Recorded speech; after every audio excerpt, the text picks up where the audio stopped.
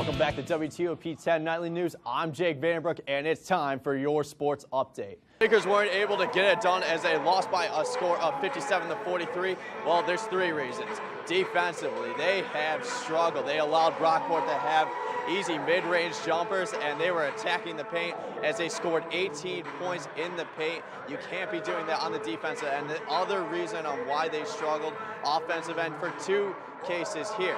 One, turnovers. They had 12 turnovers in the contest. You're not going to win a lot of games if you have 12 turnovers. That is very head-scratching for Sean Pickerton. And the other thing is they did not crack the code on Brockport's half press. The Liverpool Warriors have not won a game here against the Baldwinsville Bees, but Rick Funnell believes that that is going to completely change. Reporting from Lysander Ice Arena, Jake Vanderbroek, News Channel 9. 9-44 offensive rebounds was a huge struggle for them, and the other reason was because of Kaya Henderson. She led the team in the scoring department for the New Hartford Spartans with 29 points. The three ball and her mid-range was efficient as a heat pump.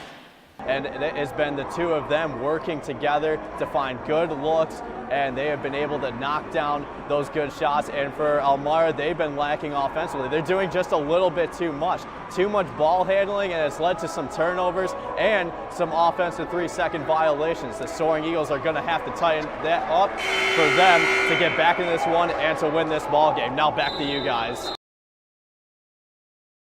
Now, 3 weeks ago, we listened to Diane Dillon's press conference, and she believes this team can go really far. Now, Matt, how far do you believe this team can go? What has basketball taught you that carried into some of the things in life?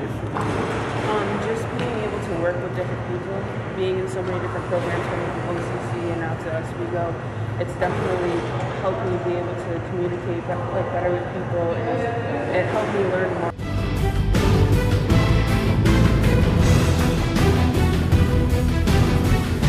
Well, we haven't seen any goals scored just yet, but Cortland has been very aggressive offensively, while the Lakers, on the other hand, well, let's just say they need to turn on the Keurig. Welcome back to Hockey Night in Oswego. I'm now joined by Cole Parzik, who will be giving us a little preview analysis of Whiteout Weekend. Cole, thank you for joining us, my man. No problem. Sorry I'm not in my usual get-up here. I just had women's ice hockey practice, a little 3-on-3 tournament, and I like to say I still got it. All right, let's get down to business here, Cole. Now, we know that this year's team has a lot of depth.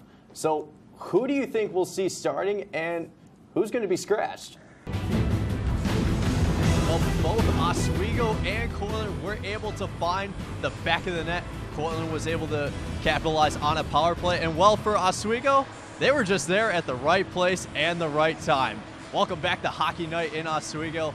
Jake Vanderbroek alongside Dylan McGlynn. Notice, compared to the first period to this period, the pace is much faster. Here we go from Max Steel Gymnasium. We are underway, and Joe Sullivan controls the opening tip, and he gives it to Sanborn. Sanborn working the point. He's going to dish it out to Gartland. Brandon Gartland swings it over to Sullivan from the key. Sullivan for three. It is good. Joe Sullivan opens the game with the three, and Oswego strikes first. Out in the book that he can knock down. What a mid-ranger. Oh, Summers is able to bring it home. He says, feed it to me, big fella. And now the Golden Eagles are now down by 3. On the second line tonight, we'll talk a little bit more about him later. But at the game against Nazareth, very effective.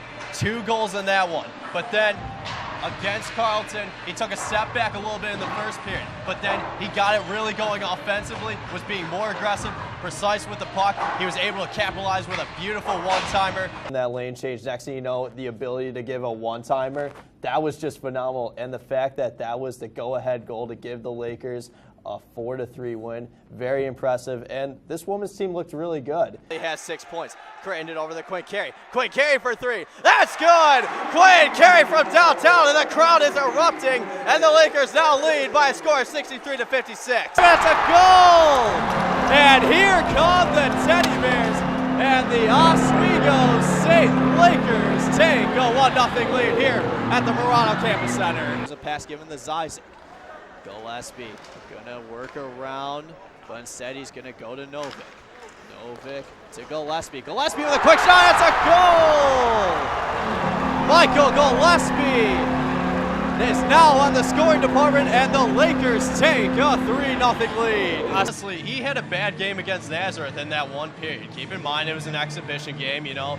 It's one of those games that you got to clear the cobwebs out. And everybody has a bad game. All athletes have good days and bad days. And then Adele. Here comes Jody Sullivan, 3-on-2 here. That's going to be a goal for Jody Sullivan, as he's like, why not? I'll just give it a go. And he finds the back of the net, and Oswego takes a 1-0 lead. What team is taking the biggest step back, in your opinion, this season? Well, I'm going to have to say Potsdam. Their second and third line, they lost a bunch of seniors from those two lines. They were barely able to make the playoffs as they got the final spot, as they were the 6th seed heading into the SUNYAC tournament.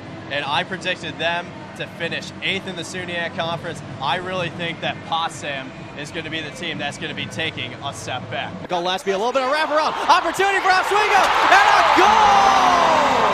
Anthony Passero, the junior out of Fort Erie, Ontario, puts the Lakers up on the board, and this crowd is erupting, Watling. Isaac 2-on-1, makes a good move, swings it over the block, and he's able to score!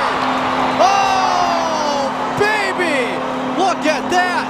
Josh LeBlanc, the 5'10 freshman from Inverry, Ontario, and the Oswego State Lakers are now up by a score of 2-0.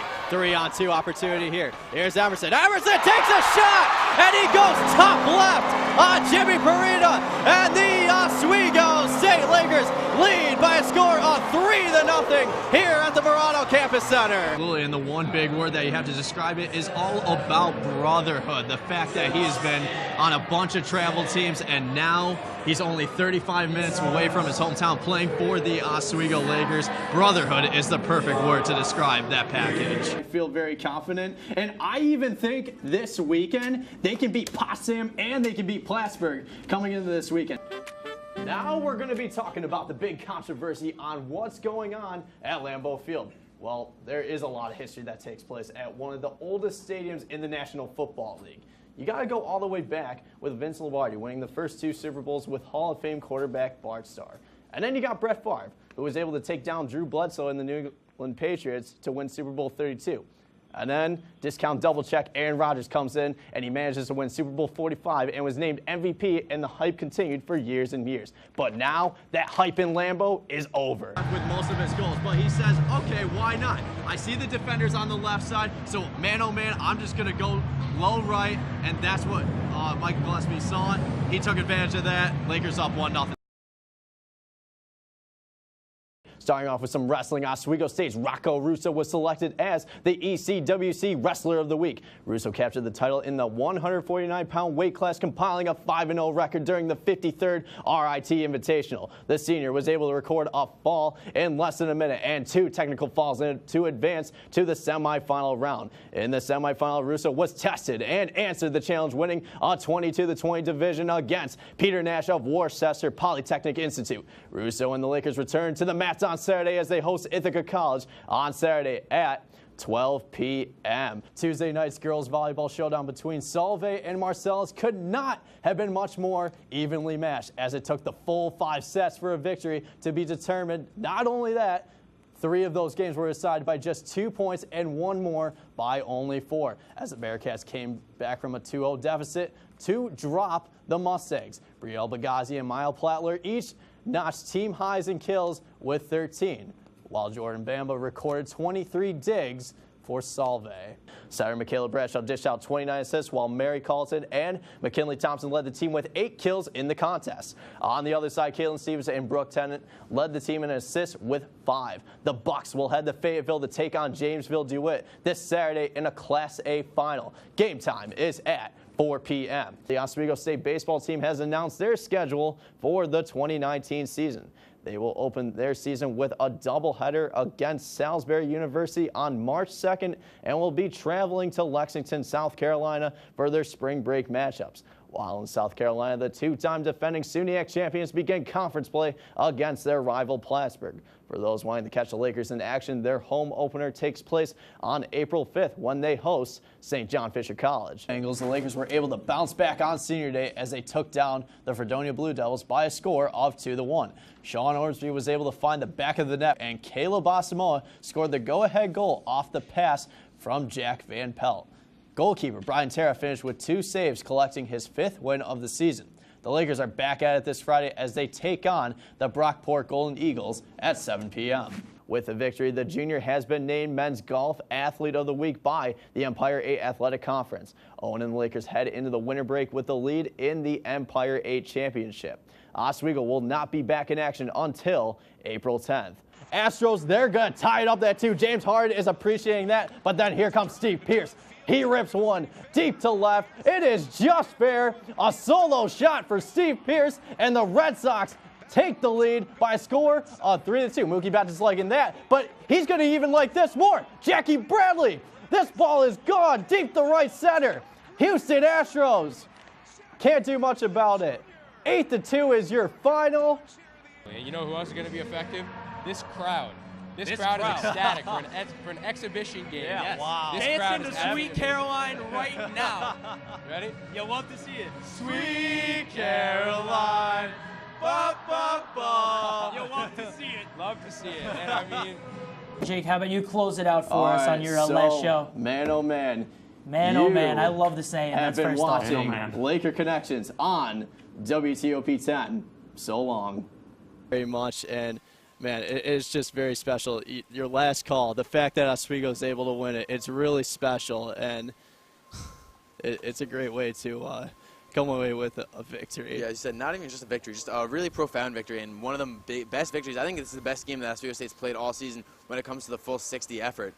Yeah, absolutely. And for our last call, this is the final words that I will be saying.